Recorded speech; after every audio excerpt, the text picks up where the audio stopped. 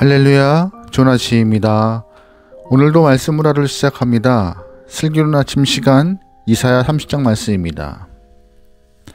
여러분 혹시 어릴 적 들었던 햇님 달님이라는 동화 기억하세요? 호랑이에게 쫓기던 오누이가 막다른 골목에서 살려달라고 하늘에 기도하자 하늘에서 동아줄이 내려옵니다. 그래서 오누이는 그 동아줄을 잡고 하늘로 올라가죠. 뒤쫓아오던 호랑이도 동아줄을 달라고 하늘에 기도하는데요. 하늘에서 정말 동아줄이 내려왔습니다. 호랑이도 동아줄을 붙잡고 올라가는데 어느 순간 그 호랑이가 잡고 있던 동아줄이 끊어져서 호랑이는 땅에 떨어져 죽고 말았습니다. 그 이유는 오누이가 붙잡은 동아줄은 튼튼한 동아줄이었지만 호랑이가 붙잡은 동아줄은 썩은 동아줄이었기 때문입니다. 우리도 튼튼한 줄인 줄 알고 잡았는데 잡고 나니 썩은 동아줄일 때가 종종 있습니다. 친구, 동창, 선배, 후배, 주변 여러 사람들이 내 인생을 바꿔줄 만큼 튼튼한 동아줄같이 보였는데 알고 보니 나를 나락으로 몰고 가는 썩은 동아줄이었던 경우가 생각보다 많습니다. 소위 말해서 세상에 믿을 놈 하나 없음을 경험한 것이죠. 그러기에 하나님의 백성들이 붙잡아야 될 동아줄은요, 사람이나 물질이나 세상의 명예나 권세가 아닙니다. 성도에게는 오직 하나님이라는 동아줄 하나밖에 없음을 기억해야 합니다. 왜냐하면 하나님은 우리를 사망에서 생명으로 구원하시는 영생의 생명의 동아줄이시기 때문입니다. 오늘 이사야 3장 말씀에서는요, 어리석은 남유다 백성들이 썩은 동아줄을 붙잡고 있는 모습이 나와요. 하나님은 썩은 동아줄을 붙잡고 있는 이 남자 사람들을 보고 탄식하시며 어리석고 패역하다 말씀하십니다. 1절 말씀이에요. 여호와께서 이르시되 패역한 자식들은 화 있을진저 그들이 계교를 베푸나 나로 말미암지 아니하며 맹약을 맺으나 나의 영으로 말미암지 아니하고 죄의 죄를 더하도다. 아멘. 1절 말씀에서 하나님은 남자를 향하여서 패역한 자식이라고 말씀하시는데요. 여기서 패역이라는 말은 히브리어 사라르라는 말을 쓰고 있습니다. 히브리어 사라르는 고집스럽다, 말을 안 듣다, 말이 통하지 않다라는 뜻을 갖고 있는 말이에요. 하나님께서는 이사야를 통하여서 남유다에게 끊임없이 말씀하셨습니다. 아람과 북이스라엘 동맹이나 구스를 중심으로 한 반아수르 동맹에 가담하지 말라라고. 또한 너희는 잠잠히 앉아서 여호와의 구원을 기다리라고 말씀하셨어요. 하지만 패역하고 어리석은 남유다는 하나님의 말씀과 상관없이 애굽과 조약을 맺었습니다. 2절 말씀이에요.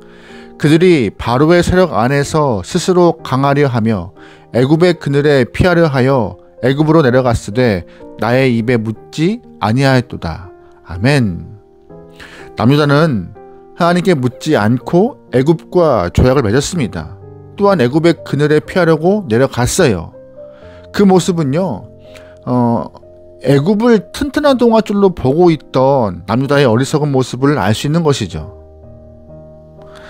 하나님 말씀을 듣지 않고 마음대로 움직이는 남자의 모습을 보면서 참 말해도 듣지 않는 어리석은 사람들임을 분명히 알 수 있습니다. 남유다의 어리석은 모습은 어디까지 보이는지 아세요? 많은 물건을 들고 애굽에 가서 자신들의 안위를 부탁하려 하는 그런 모습까지 보여요.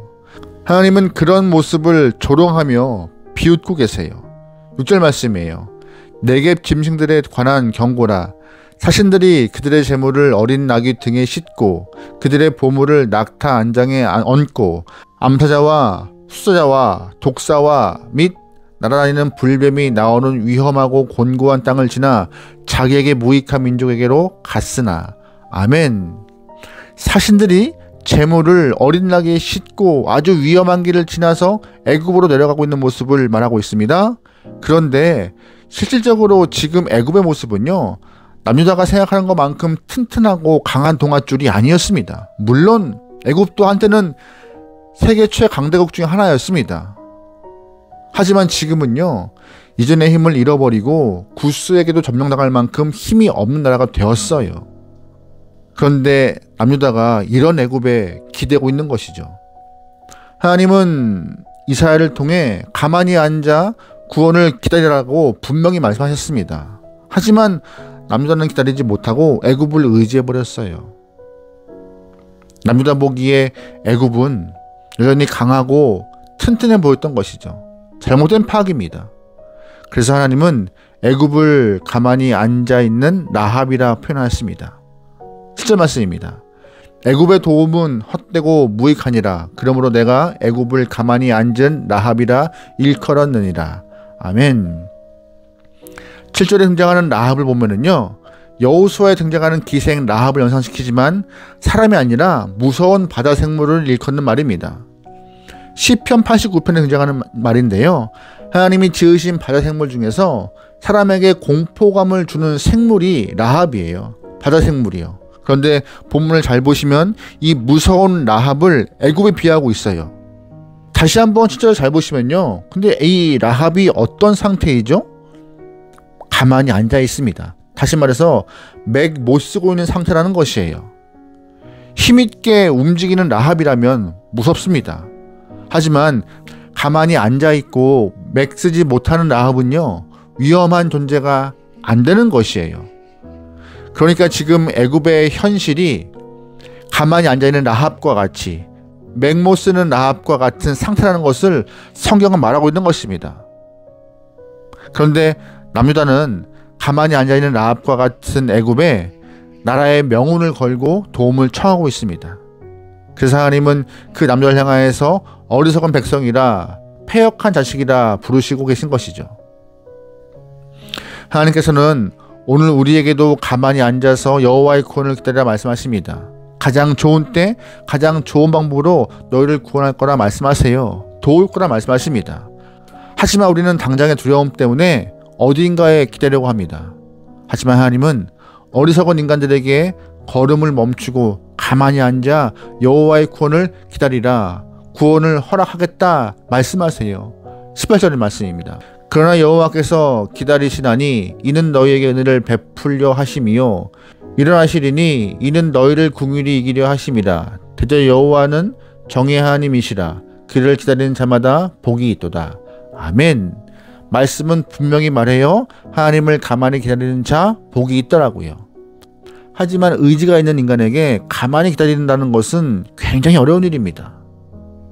우리가 믿음의 조상이라고 부르는 아브라함도 하나님이 약속하신 땅에 기근이 찾아왔을 때 가만히 기다리지 못하고 애굽으로 내려가는 모습을 잘 알고 있습니다. 그런데 그 약속의 땅을 버리고 애굽으로 간 대가는 엄청났습니다. 물질을 얻긴 했지만 믿음은 잃어버리고 불화의 씨앗만 가득 안고 돌아왔죠. 왜 이런 일이 발생해요? 잠잠히 기다리지 못했기 때문입니다. 또 하나님이 아니라 눈에 보이는 것을 튼튼한 동아줄로 생각해서 붙잡았기 때문이죠. 사실 고난 중에 있을 때 할 수 있는 선택은 많지 않습니다. 고난 중에 내가 가진 방법으로 일할수록 미국으로 빠져갈 수밖에 없어요. 그래서 하나님께서 그 구원의 손길을 베풀 때까지 하나님이 말씀하시는 대로 기다리는 것이 가장 현명한 방법일 수 있습니다. 예수님께서는 승천하기 전 제 아들을 불러놓고 당부의 말씀을 전하셨어요. 뭐라고 하신지 아세요? 예루살렘 떠나지 말고 성령 받을 때까지 기다리라고요. 제 아들의 입장에서는 예수님이 십자가에 못 박힌 그 예루살렘에서 그냥 기다린다는 것이 무서운 일이었을 것입니다. 하지만 예수님은 두려워하는 제자들에게 자리를 지키라, 기다리라고 말씀하셨어요. 그런데 감사한 것은 때에 맞게 튼튼한 동아줄이 내려온 것입니다. 바로 성령의 동아줄이 내려온 것이죠. 성령의 임재가 부어지자 제 아들은 두려움이 사라졌습니다. 요종 앞에서 3번씩이나 예수님을 부인했던 베드로가 성령 받고 나서 담대히 주의 말씀을 선포하는 자가 되었습니다. 다른 제자들도 담대히 복음을 전했고 예수님께서 돌아가신 그 비극의 장소 예루살렘에 교회가 세워졌어요. 놀라운 역사가 일어났습니다. 그러기에 눈에 보이는 것에 마음을 빼앗겨 동아줄로 오인할 수 있는 일이 없길 소망합니다. 부디 성령께서 우리 마음에 임하실 때까지 자리를 지키고 기다릴 줄 아는 하나님의 귀한 영혼 되면 좋을 것 같아요. 아수르와 같은 칼날이 우리의 목에 조여온다 해도 하나님은 가장 좋은 때 가장 알맞은 방법으로 피할 길 내시고 이겨나갈 힘과 은혜 주실 것입니다. 오늘도 하나님이 진짜 동화주님을 믿으며 은혜를 기다리며 승리할 수 있는 주님의 귀한 영혼 되기를 주의로 축원합니다. 아멘. 기도하시겠습니다. 사랑의 하나님, 변함없는 말씀을 듣고 행할 수 있는 지혜 허락하기. 사랑의 하나님, 변함없는 말씀을 진리로 붙잡고 은혜를 기다리며, 사랑의 하나님, 변함없는 말씀을 붙잡고 살아갈 수 있는 지혜의 영혼 되게 허락하소서. 눈에 보이는 것에 마음 빼앗겨 세상 것을 동아줄로 생각하는 어리석은 영혼들이 아니라 하나님을 나의 동아줄로 붙잡고 주님만 의지하며 나가시는 귀한 영혼 되게 원하오니, 은혜가 임할 때까지, 깨달음이 있을 때까지, 성령의 도우심이 있을 때까지 믿음을 지키며 각자의 자리에서 승리할 수 있도록 역사하여 주시옵소서. 한 걸음 한 걸음이 쉽지 않습니다. 그럼에도 끝까지 주를 바라볼 수 있는 하나님의 귀한 영혼 되게 원하오니 우리의 시선과 마음을, 믿음을 주장하여 주시옵소서. 문둥을 맡겨오며 예수님의 이름으로 기도합니다. 아멘.